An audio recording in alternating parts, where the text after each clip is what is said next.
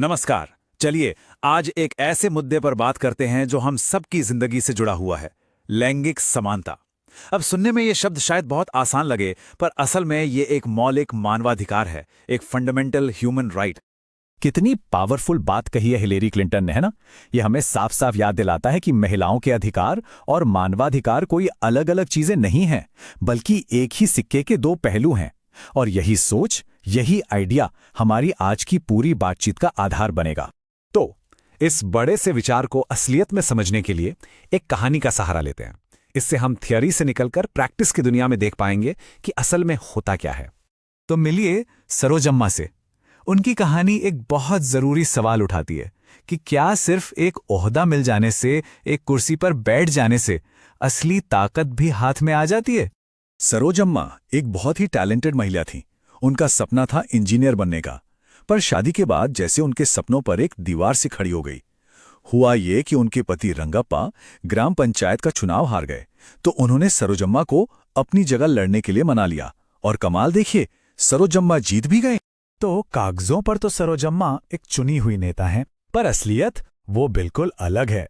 Meetings में सारे फैसले उनके पति रंगप्पा ही लेते हैं। क्या बोलना है, कहाँ वोट करना है, सब कुछ। और सरोजम्मा और दूसरी महिला सदस्यों को उन्हें बस छोटे मोटे काम दे दिए जाते हैं, जैसे खाने का इंतजाम देख लो या फिर इन कागजों की फोटोकॉपी करा लो। और सोचिए, अगर वो हिम्मत करके गांव के लिए कोई सजेशन देती भी हैं तो उसे बस अनसुना कर दिया जाता है।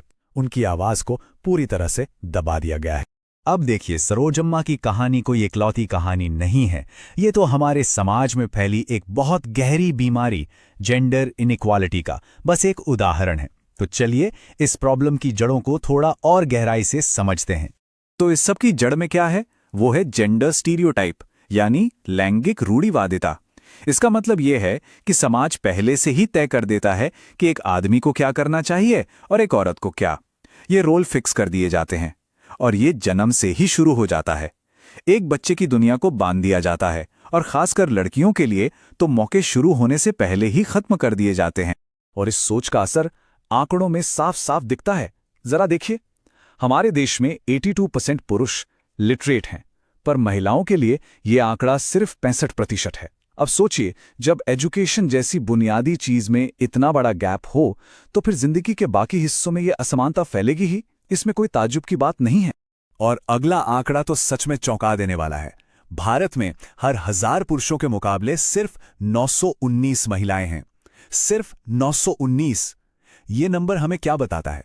ये बताता है कि हमारे समाज में लड़कियों के लिए कितनी नफरत है और कन्या भ्रूण हत्या जैसे कितने भयंकर अपराध होते हैं।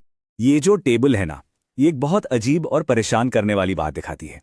देखिए, हाई एजुकेशन में 46% महिलाएं हैं, मतलब लगभग आधी। लेकिन जब बात आती है हमारी संसद की, लोकसभा की, तो वहां वो सिर्फ 11% हैं। और वर्कफोर्स में, मतलब नौकरियों में, सिर्फ 27%। मैसेज एकदम क्लियर है। पढ़ाई लिखाई में आगे होने के बाद भी जब बात पावर और जॉब्स की आती है तो महिलाओं को मौके नहीं मिल रहे हैं।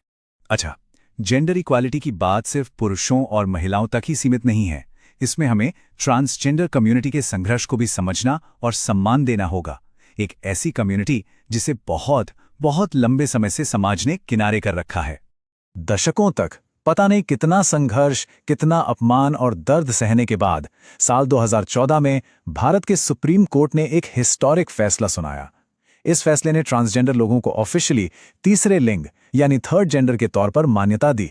और सिर्फ इतना ही नहीं, उन्हें हमारे संविधान के तहत मिलने वाले सारे अधिकार दिए गए और सबसे जरूरी, अपनी जेंडर आइडेंटिटी खुद चुनने का हक भी दिया गया।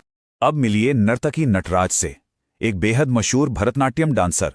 उन्हें समाज से, यहां तक कि अपने परिवार से भी रिजेक्शन का सामना करना पड़ा, लेकिन उन्होंने अपने आर्ट के जरिए हर मुश्किल को पार किया और 2019 में उन्होंने इतिहास रच दिया जब वो प्रतिष्ठित पद्मश्री अवार्ड पाने वाली पहली ट्रांसजेंडर व्यक्ति बनी।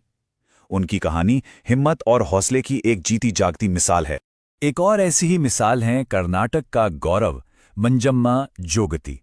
एक वक्त था जब वो गुजारे के लिए सड़कों पर संघर्ष करती थीं, और आज वो एक शानदार फोक आर्टिस्ट हैं और उन्होंने कर्नाटक जनपद अकादमी की पहली ट्रांसजेंडर अध्यक्ष बनकर एक नया इतिहास लिखा है।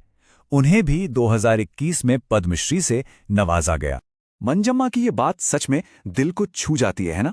वो कहती हैं, हम जो करते हैं वो भीख मांगना नहीं है, ये तो उस समाज का हम पर लगाया गया जुर्माना है जो हमें अपना नहीं सकता।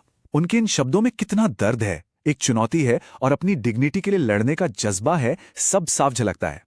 तो ठीक है, हमने प्रॉब्लम्स की तो बात कर ली, पर अब सॉल्यूशंस पर फोकस करने का टाइम है। खासतौर पर लोकल लेवल पर, ग्राम पंचायतों में सरोजम्मा जैसी प्रतिनिधियों को असली ताकत देने के लिए क्या किया जा सकता है? देखिए, अगर ग्राम पंचायतें सच में चाहें तो बहुत कुछ बदल सकता है। सबसे पहला काम, जेंडर इनइक्वालिटी के मुद्दों को पंचायत कमिटीज के सामने लाना। दूसरा, इक्वालिटी को प्रमोट करने के लिए स्पेशल कमिटीज बनाना। तीसरा काम, लोगों की सोच बदलने के लिए अवेयरनेस कैंपेन्स चलाना। और चौथा, एक ऐसा सिस्टम बनाना जो ये देखे कि जो भी प्रोग्रेस हो रही है वो सही दिशा में हो और उसकी जवाबदेही तय हो। खासकर महिलाओं के खिलाफ हिंसा को रोकने के लिए कुछ ठोस कदम उठाने होंगे, जैसे कि ग्राम सभाओं में इस टॉपिक पर खुलकर बात की जाए, गांव के डेवलपमेंट प्लान में महिलाओं की सेफ्टी को शामिल किया जाए, स्कूलों में बच्चों को जेंडर सेंसिटाइजेशन के बारे में सिखाया जाए, और सबसे जरूरी ये पक्का किया जाए कि पब्लिक प्लेसेस सबके लिए सबके लिए सेफ हों। तो आखिर में बात यह है कि असली बदलाव सिर्फ सरकार नहीं ला सकती, ये हम सबको मिलकर लाना होगा। जेंडर इक्वालिटी हम सब की एक शेयर्ड रिस्पॉन्सिबिलिटी है और इसकी शुरुआत हमारे अपने आस पड़ोस, हमारे अपने कम्युनिटी से होती है। तो सवाल अब यह है कि हम अपनी कम्युनिटी में बराबरी लाने के लिए अगला कदम क्या उठाने वाले हैं? इस सवाल पर जरूर सोचिएगा।